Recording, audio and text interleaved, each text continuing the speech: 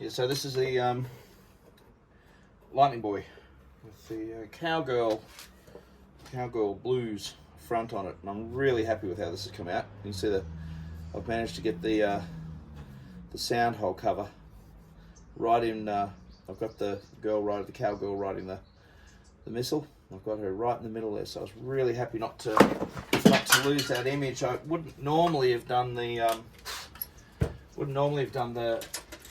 juke joint rocker layout with this particular artwork, but the client wanted it, so it was like, yay.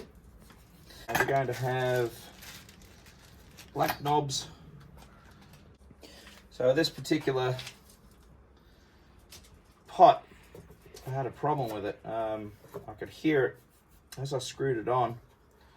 The thread just didn't sound very good, and I've just gone to push on the knob, and I could actually hear it. Yeah, I could hear that thread give, and it's like, nah. So all that work I've just done just to solder all that together and get it all done. Now I'm going to throw the pot. I'll resolder on a new pot because I don't want there to be any problems. So you can see with this here, there's a little tab just on there. Just get your pliers, take that little tab off. You see that there? So now it's nice and flush for the bottom of the top. There we go. That's the top. That's the wiring there, all sorted out. Nice and neat. Treat. That's a little support bar I put across the top of the box, and that prevents the top of the box from getting that nasty vibrating kind of sound when you've got a lovely thin top on it, and it's a fairly wide area. If you don't put a little bit of a dampening bar almost across the top, it just stops unwanted vibration and that warble kind of effect, and that almost like a wobble board type of thing. So this really stops it. All right, so what I'm doing now, I've got a Sharpie, and I'm going around the side of the top of the box, because every now and again you get like it might be a blonde line, and this just helps get rid of that blonde line around the top there. Just a handy little trick. Just finish it off really nicely. Also, the other thing I do is just spray here underneath that sound hole cover. So this is the earth wire. So I'm just going to thread the earth wire under here, and I'm just going to use the light on the other side just to aim it through. There it is. It's not difficult. Just use the light on the other side. Just going to pop that through, and we're just going to slide this up inside. Hold it nice and taut. There you go. Oh, and I'll also, just where I've made a little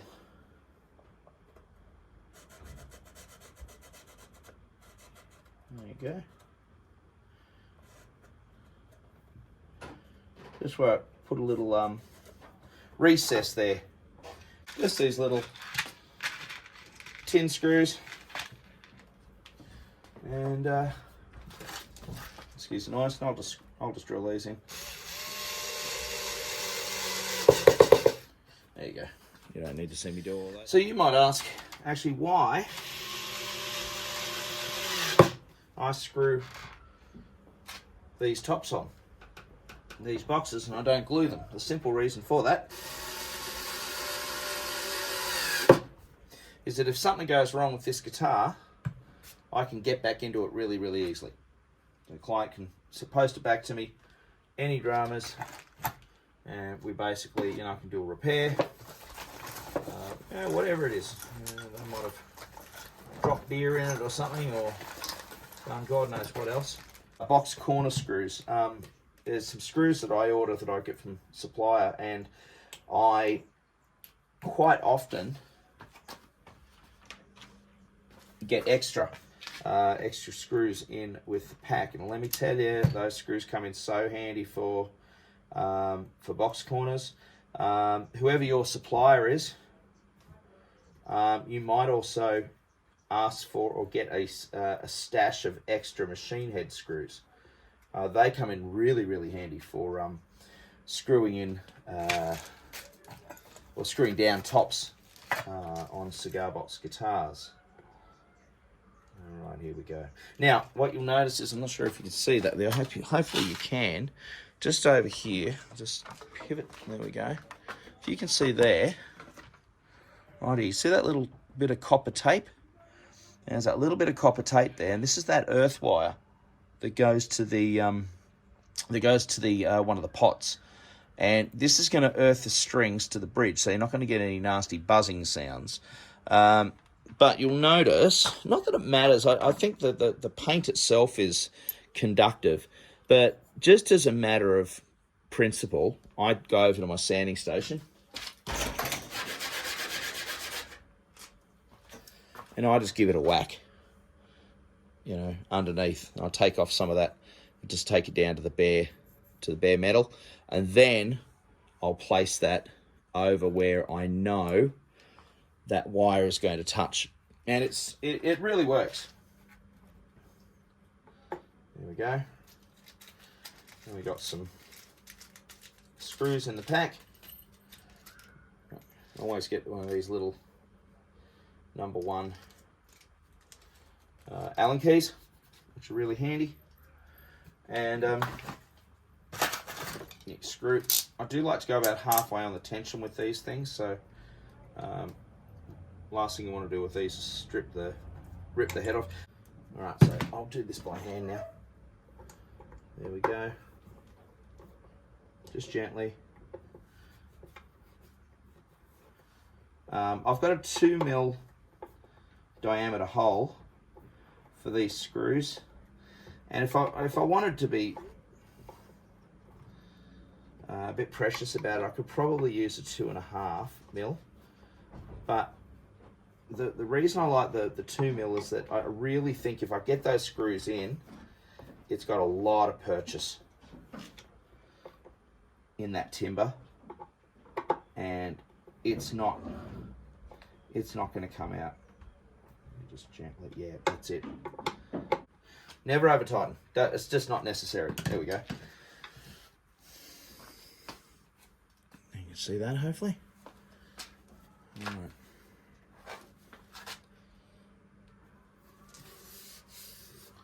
I do want to give the neck another oil today. I'll give it another sand back. This had about 4 coats of tung oil, but I'm going to give it another sand back. Just a gentle sand back again, and then I'll hit it with another coat. So this, now the next thing I'm going to be doing is using some ply that I've got, not some ply, some plastic. Oh, no, I won't. Look at that. Bloody perfect. Absolutely perfect. That was a hole that came out of something else. What was that? What the hell was that?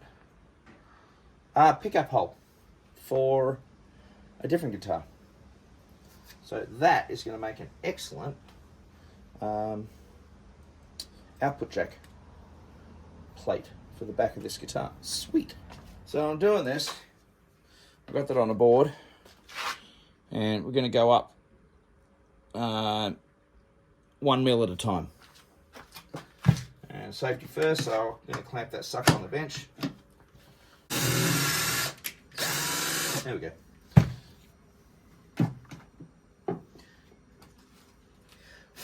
It just puts a little less pressure on the ply.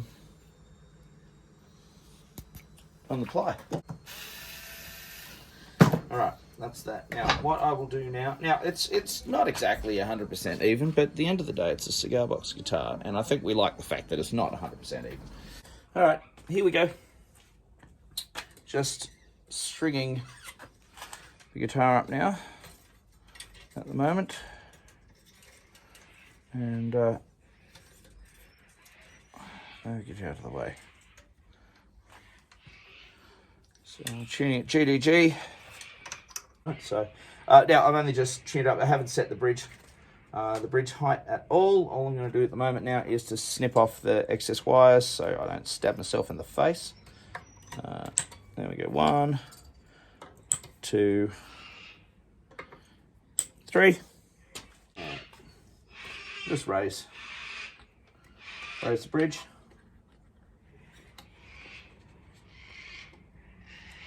And so I'm raising the bridge by winding these little grub screws here. I will test each individual fret just to make sure that we don't have any nasty string bars. Of course, with the cigar box guitar, the lower your action, the more string bars you will generally get. It's a fret. It is a flat fretboard. Oh God, I can't even talk. A flat fretboard.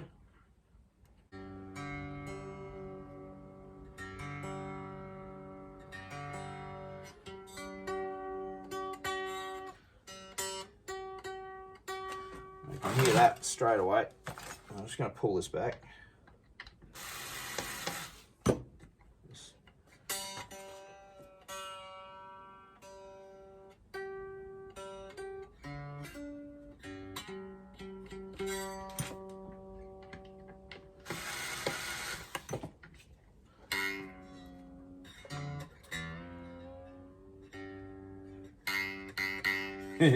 Whenever you hear that sound,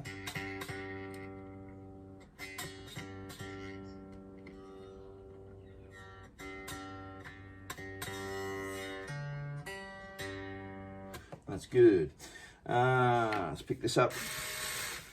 So the pickup is nice and high, not too high.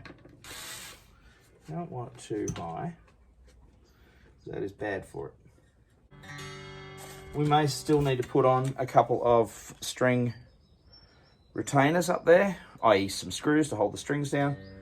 Oh, come on, almost G, right here.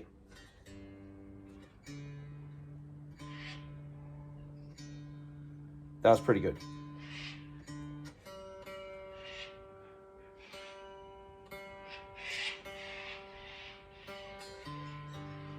All right. All right, let's plug her in. Probably should show the guitar, shouldn't I?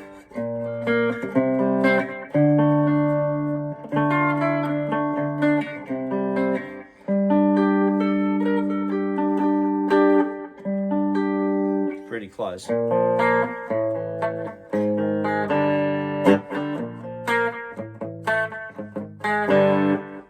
a bit of gumption in it.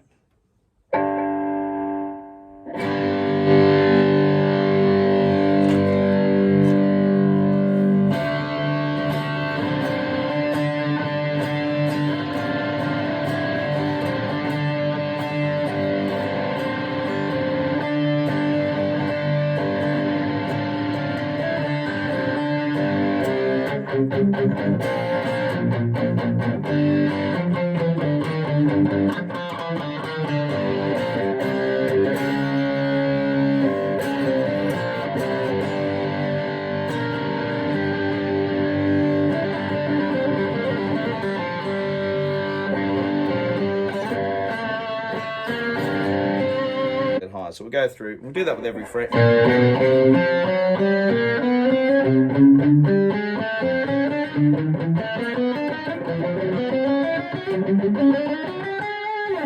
Cool, mega happy with that.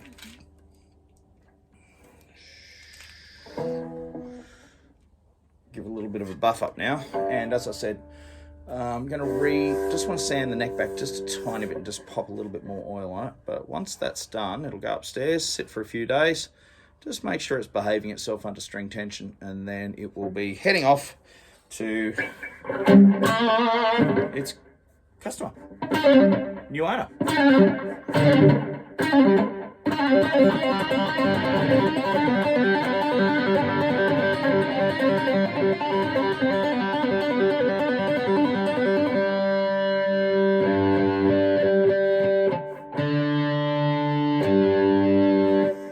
Cool, Adam, Birdwood guitars. Another one bites the dust, and another one bites the dust.